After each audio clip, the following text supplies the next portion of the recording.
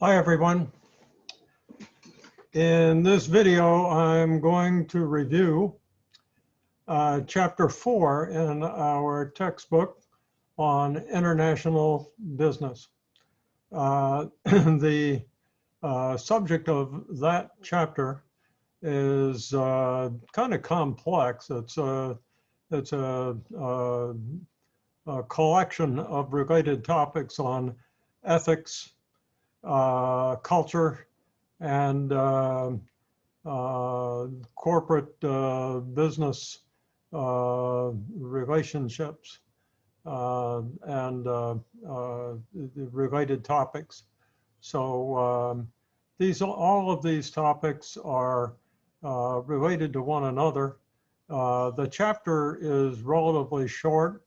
Among all the chapters in our textbook, it is certainly not the most difficult.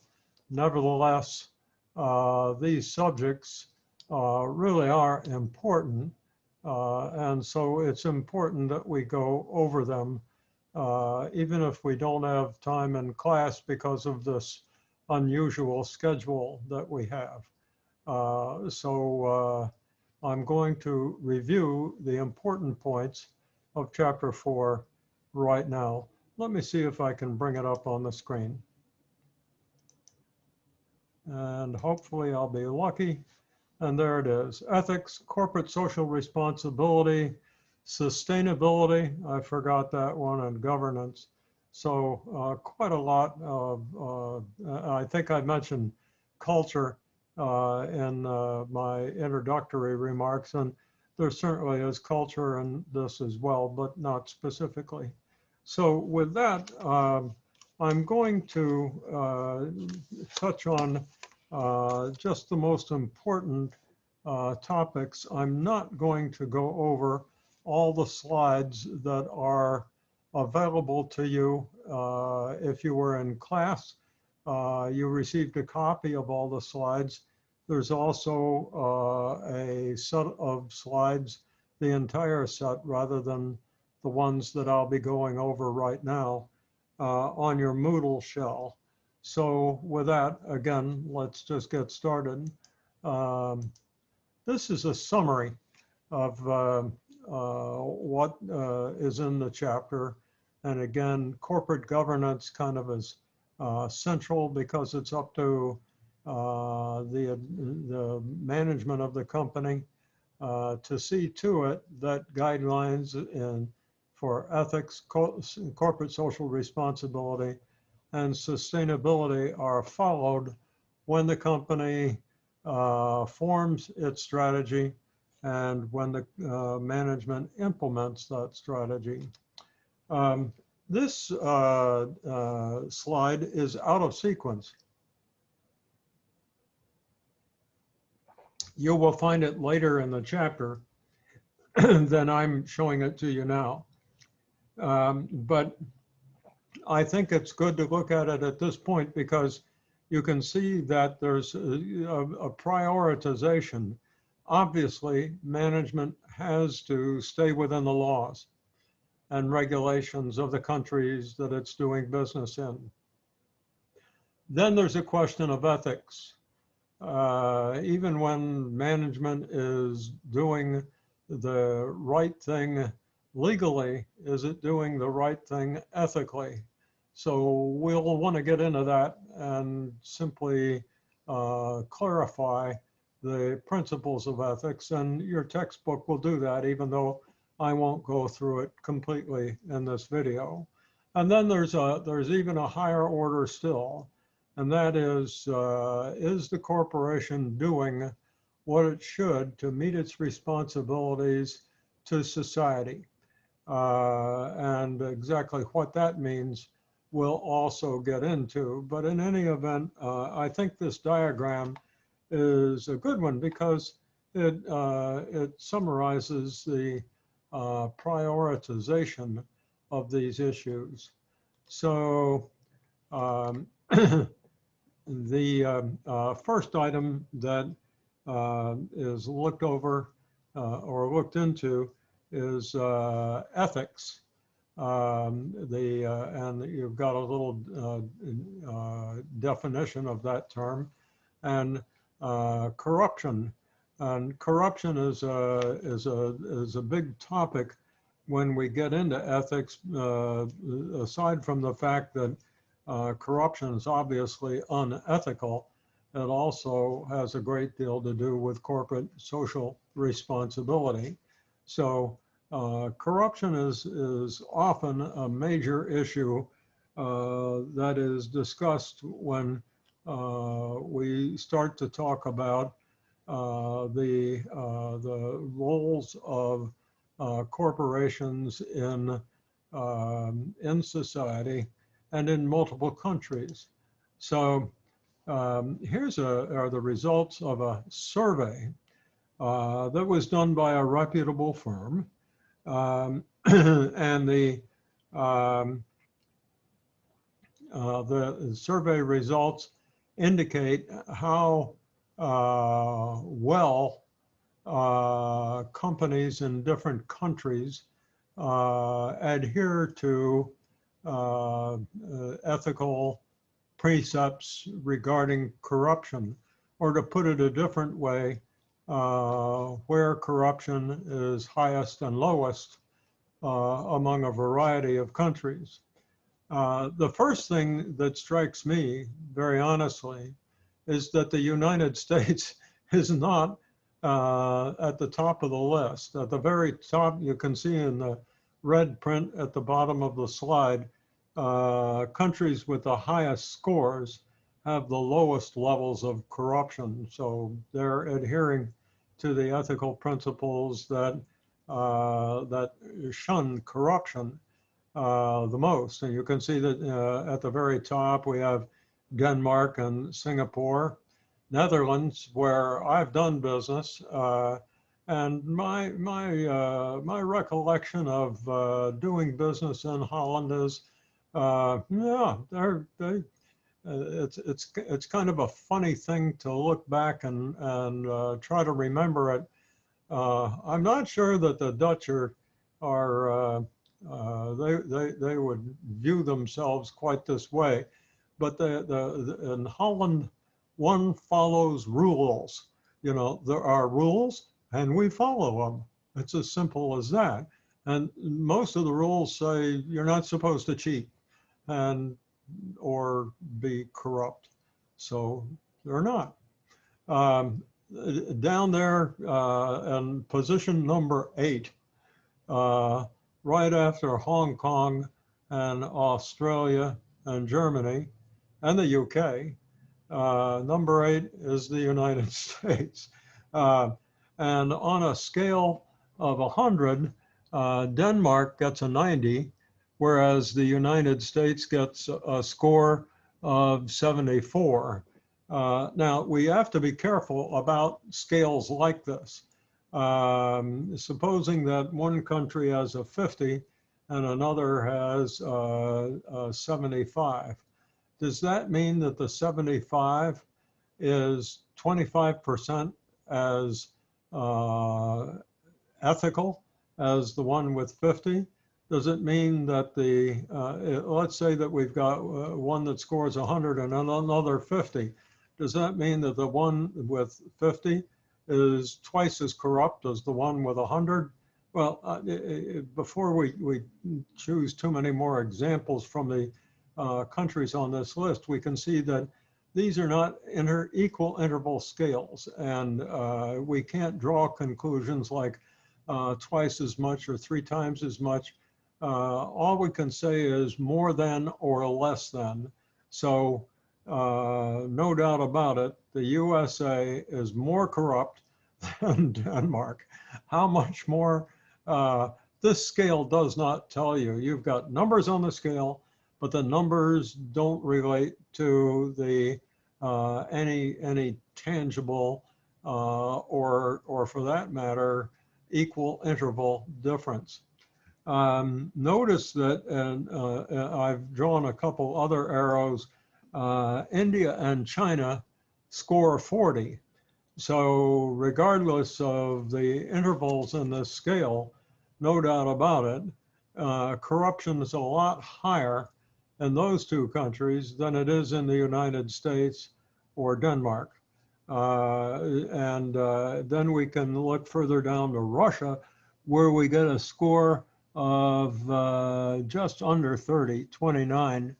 And again, that does not mean that Russia is 2/3 or 67% or whatever the number might be less ethical than Denmark or whichever other country you want to compare it to. You can't get differences like that from this scale. But what you can definitely conclude is that this company that did the survey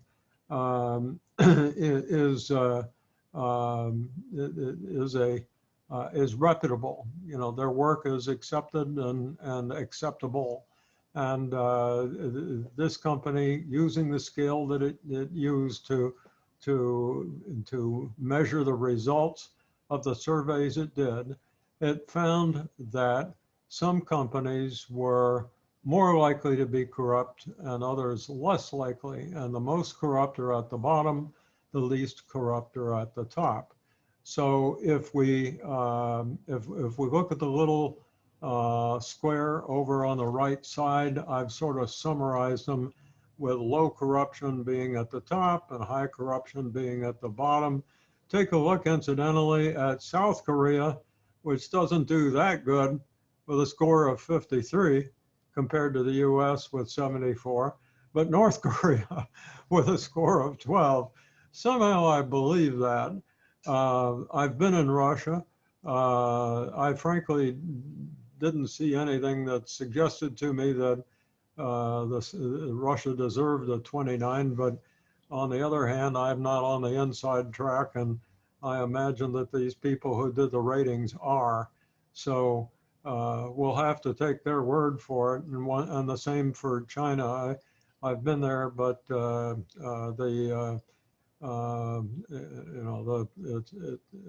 it's pretty hard to see exactly how corruption functions, how it really takes place in private meetings and the like. And of course, visitors don't get to see that. And I certainly did not. So now we're going to move way down here to slide number 12. The purpose of this slide is to demonstrate how difficult ethical decisions can be. So in your book, you will find a section on ethical dilemmas. All I can do is tell you, again, from personal experience, that ethical dilemmas really do happen. They happen a lot, much more than you would imagine. They happen simply in the management of staff in an office. How you relate to people who aren't feeling well, or mothers who have obligations to their children or may not be feeling well, or to employees who are looking for equal opportunity or who are looking for opportunities to advance, and on and on and on. And then you get into international business ethical dilemmas, and ethical rules are not the same in all countries. And here we have a situation where a manager visits an operation in Colombia, another country that I have visited. And there I can tell you, I don't know where they are on that scale, but they ought to be pretty far down. Colombia is a tough place, still is. It's been a long time since I've been there, and it was tough then, and it's tough now. In this particular location, child labor is being used. Now, I was surprised by this example because we usually hear about child labor in Asian and Southeast Asian countries rather than in South America. But this is certainly a believable scenario. So you are the manager and you're visiting this factory in Colombia and you find child labor, which in the United States would be forbidden. And you're told that without the children's income, their families might go hungry. And if the children are dismissed from the plant, that is, they're fired because you don't permit child labor, then they'll likely go elsewhere, including prostitution for the girls and street crime for the boys, but they won't go to school, which is where you think they ought to be going. So what do? You just chastise local management, look the other way and just let it go because there's nothing you can do? I mean, how do you deal with that problem? And this is just one of many problems that as an international manager, you will come up against. And even as I mentioned earlier, if you're not an international manager, you are likely to come up not with problems exactly like this in the United States, but lots of ethical dilemmas. So this is a serious issue, simply because a more serious issue in international business, simply because other countries' ethical standards and ethical protocols, the rules that they follow as to what is right or wrong socially, are not the same rules that we follow in this country. So first you have to understand what those rules are. Secondly, you need to recognize that to get along in other countries and do business successfully, you need to adhere by their rules. On the other hand, there may be, for reasons that are religious or simply legal in the United States, or ethical in your own personal view, you don't accept the ethical laxities in a country that you find yourself doing business with. That's a dilemma. That's an ethical dilemma. So simply be aware that these problems are going to arise. And if you become a manager in an international company, which most of you will, you're going to confront this problem. Now we move to another issue that's related to corruption, and that's intellectual property. More and more and more, especially in Western countries, in the United States in particular, our property isn't physical so much. Lots of manufacturing, as you know, is done in other countries, although that's starting to reverse and come back, and that's another issue. But for sure, manufacturing, due to the coronavirus, due to conflicts between nations, may come back to the United States, or at least to a region that is close enough to the United States that managers feel comfortable that they can influence what's going on in those businesses. So, but even after that reversal occurs, the vast majority of value that is added by American companies today is intellectual in nature. It's patents, it's technology, and so forth. So intellectual property refers to those ideas, works created by individuals or firms, and involve intangible assets, inventions, art, music, literature, and so forth.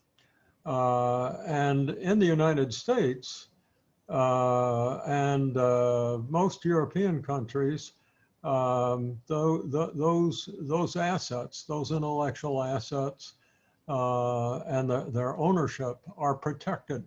On the other hand, in other countries, other parts of the world, they're not protected to the same degree. that can create real problems of corruption. So this is an exhibit that demonstrates the proportion of counterfeit commodities that were seized. And of course, these are things, are products that could be seized, but their designs in this case were different. So wearing apparel, clothing with fake labels, allegedly produced by a classy design studio, weren't. They were fake. Consumer electronics. When I traveled to China with friends, everywhere we went, there would be these vendors on the street, and as soon as they saw us, they opened up their suitcases or their display cases, and there would be these watches, and on the watch it would say Rolex. Here's our Rolex for $20. And they looked pretty good. My wife bought one because it was such a good copy. She thought she'd wear this Rolex and impress all her friends.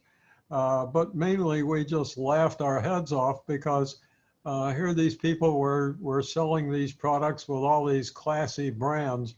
And of course, they weren't really classy products. See watches and jewelry down at the bottom, 11%, handbags and so forth. The scary one is pharmaceuticals, because some pharmaceuticals are copied or their packages are copied, but what's inside it isn't very good, won't cure your ill and might even kill you. And that's very scary stuff. So the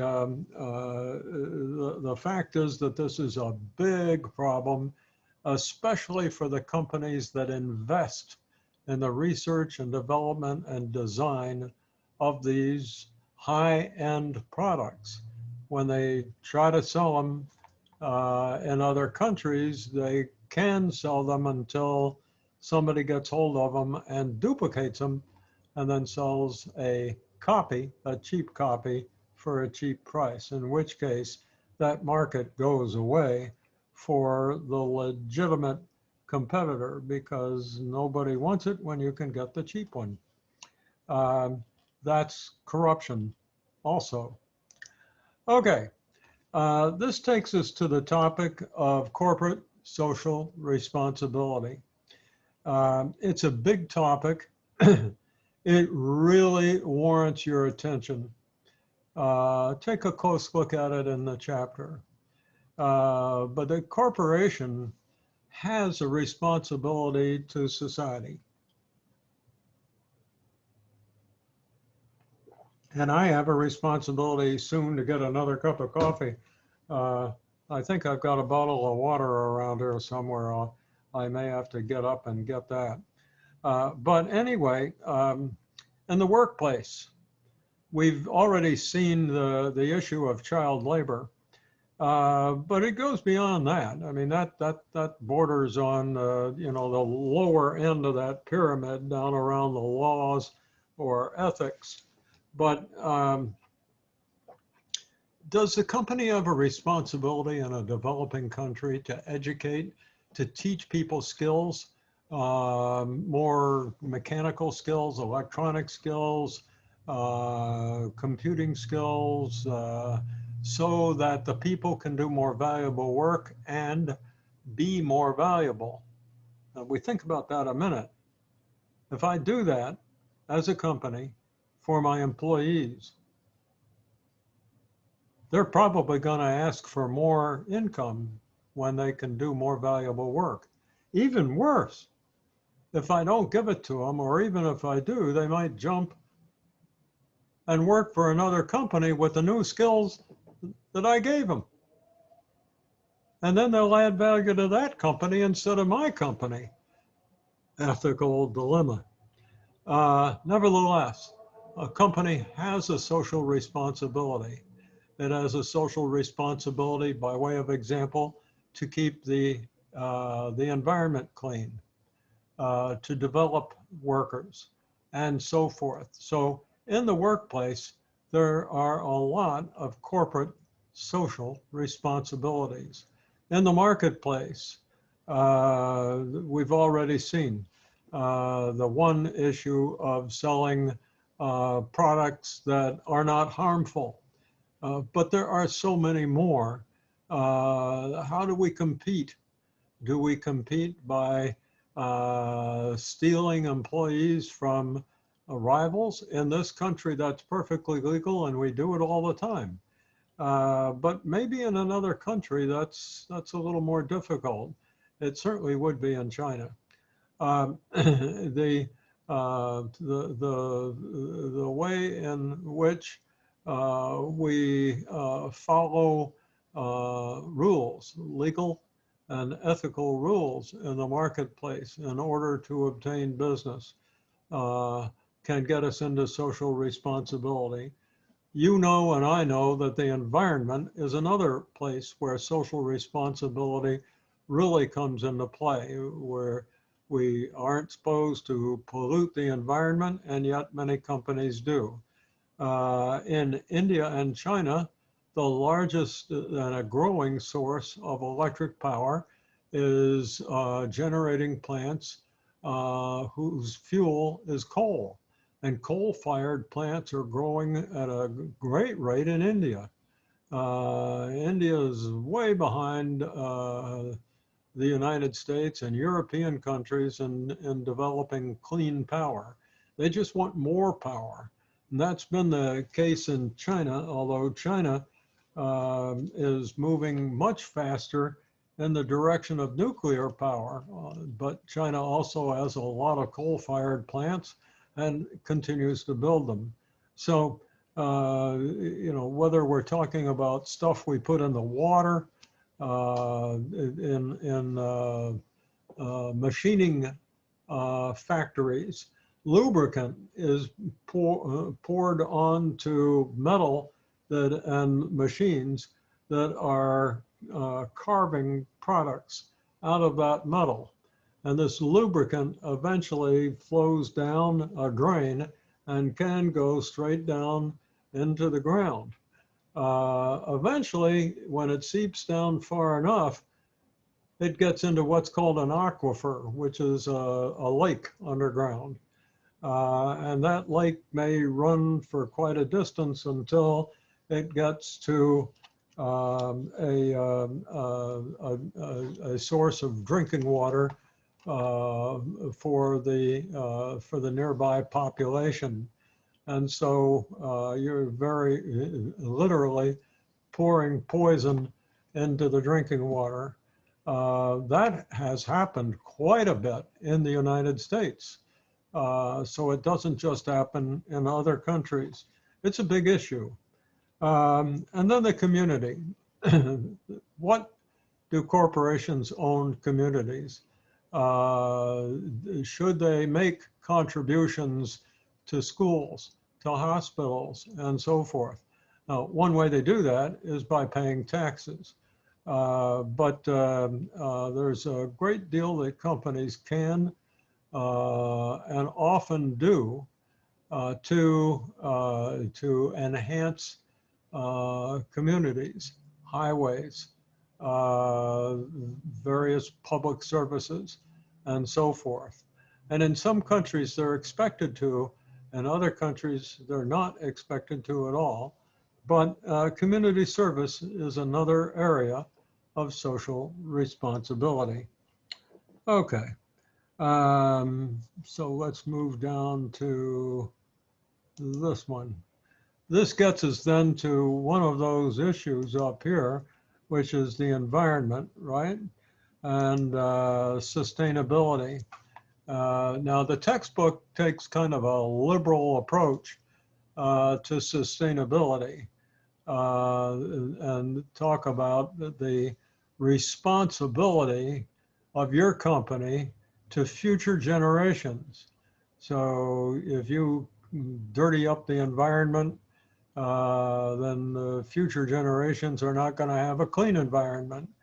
And the textbook goes on to divide up the society's interests in three categories: economic interests, and the firm's economic impact on the community where, and the locality it's mentioned here, where the firm does business, regarding job creation, wages, public works, and so forth. But you and I both would agree that companies really do contribute to, or don't contribute to, their local economies, but they're expected to do that because, among other things, the company depends on that community for everything from customers to labor to raw material and so forth. So giving back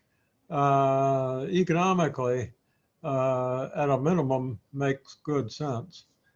Social interests are another matter, and another of the concerns to sustainability that the textbook talks about.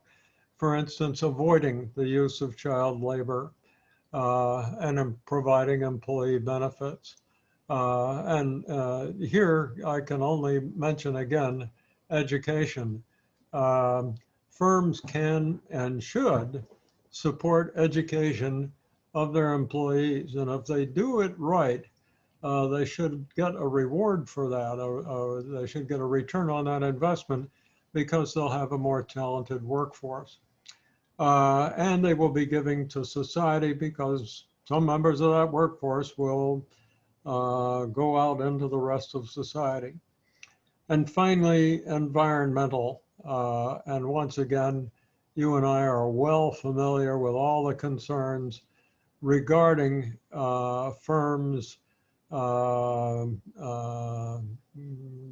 relationship to sustainability of the environment.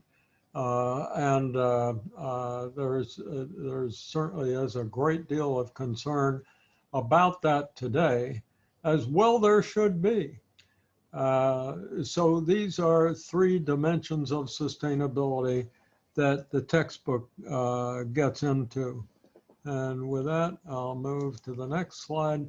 And so these are just a few illustrations: agricultural practices and the use of fertilizers, chemicals, insecticides, and so forth. Sometimes those things are not harmful, sometimes they are.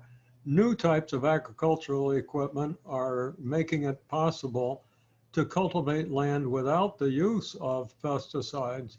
I won't go into that right now, but the technology in agricultural machinery and technology is becoming really amazing.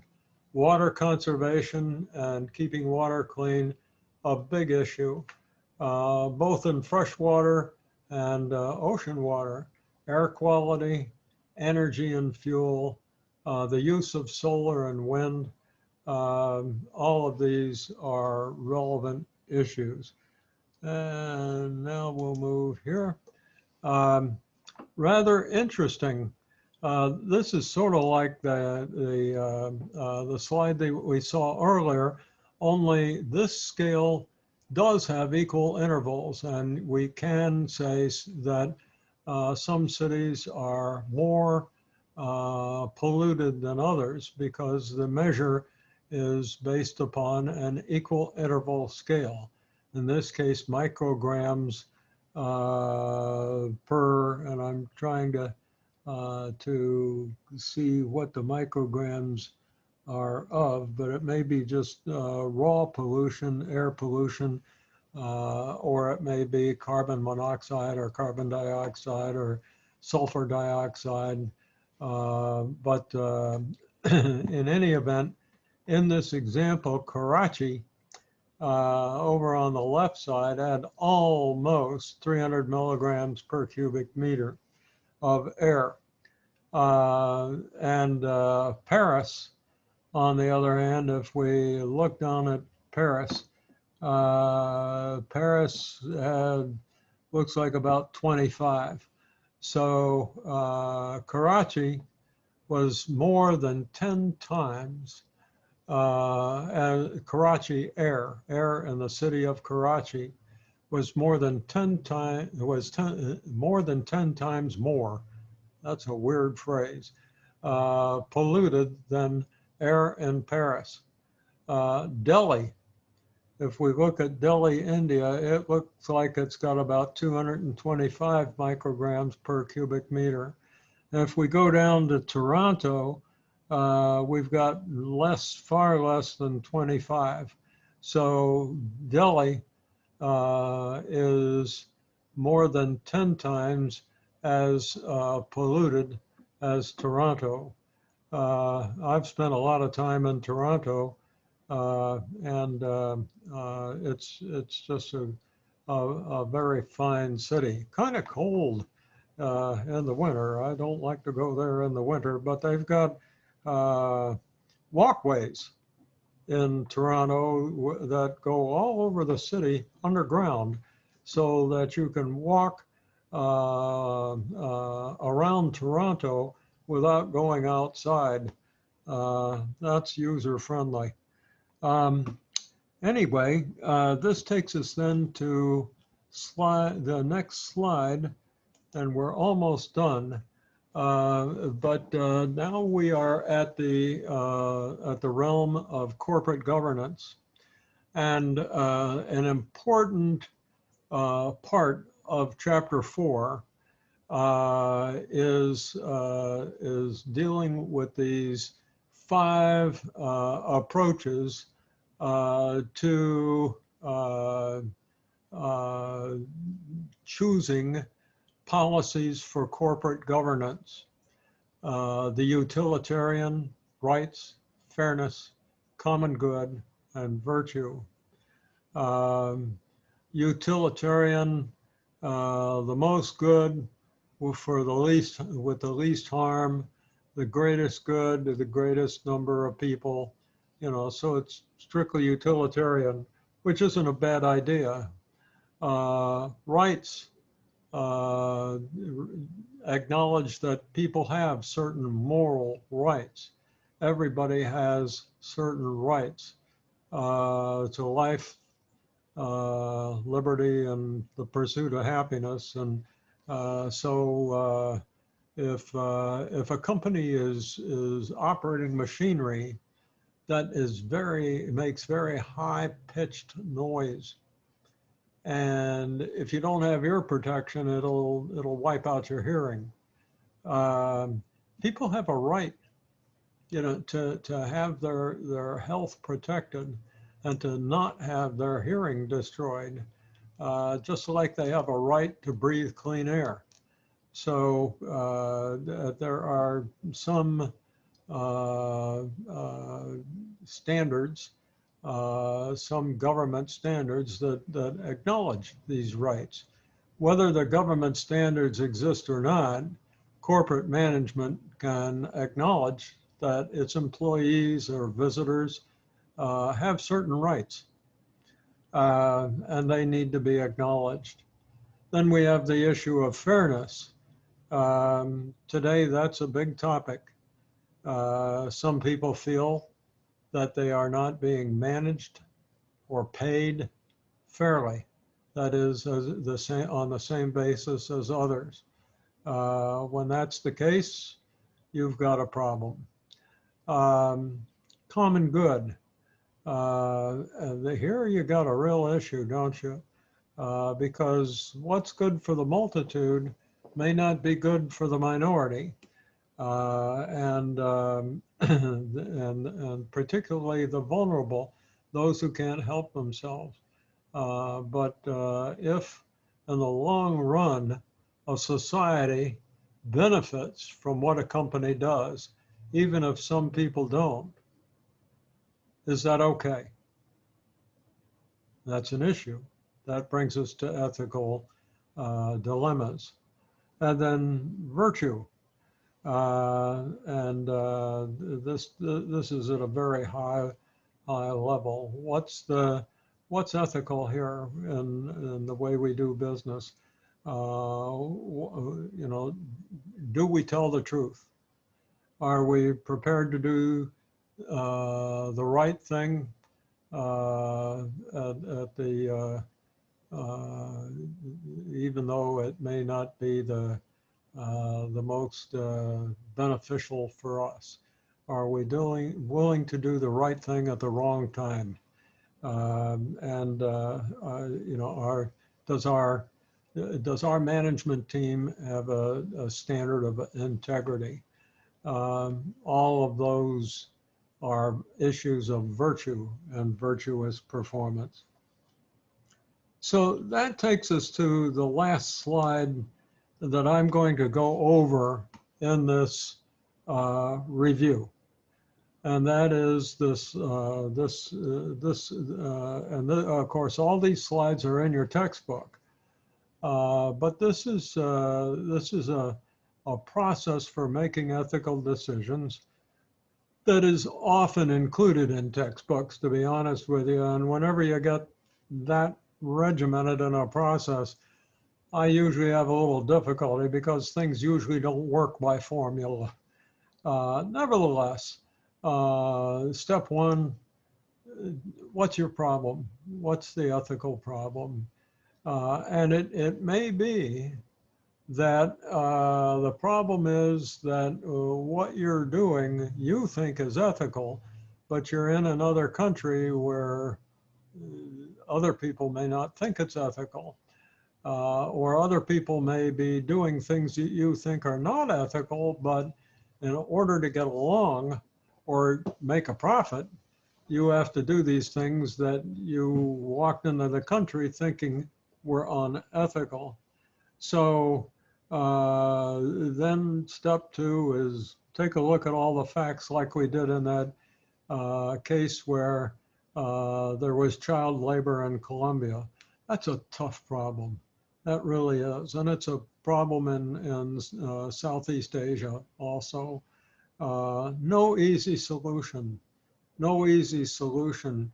One solution might be that you could go ahead and employ the kids to do work that they can do, and then operate a school right there in the factory. And maybe a little daycare center so mom and dad can work there too if they want to.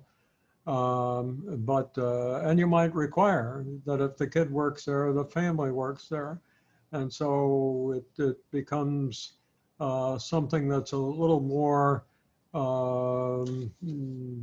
palatable. And so that's what step three is about, coming up with alternatives and clarifying those alternatives. Which ones would work, which wouldn't, what are their consequences? And then step four, make a choice. And step five, very important, do an after action review. If any of you have been in the Army, you know what an after action review is. I guess it's in all the military now, but it's very important after you've done an exercise to get back together with your team or just by yourself and ask yourself some basic questions like, what was the problem? What were the causes of the problem? How did I deal with them? What was the outcome of my action? What did I not do right? What could I have done better? What did I do right? What worked out well? And then based on that assessment, start over with an improved solution. And so this is an ongoing, it's a continuous process. And it's frankly, I think it's characteristic of people who have their act together and get along a lot better than most of us. It's very easy to describe this process. It's far more difficult to actually do it. So give it some thought because it's worthwhile. Well, that's the end of our little review of chapter 4. There's a lot more in the slides. I think there are 33 slides or something like that, and I think I've shown you about a dozen of them, so I've shown you about a third of them. But the slides that I didn't show you have explanation and further details about the concepts that have been discussed in this review. So please read the chapter, and of course there's a quiz on it, but I hope that this review has at least given you some idea of what to expect in the chapter and what the major points are. And with that, I'm going to do my best to stop this thing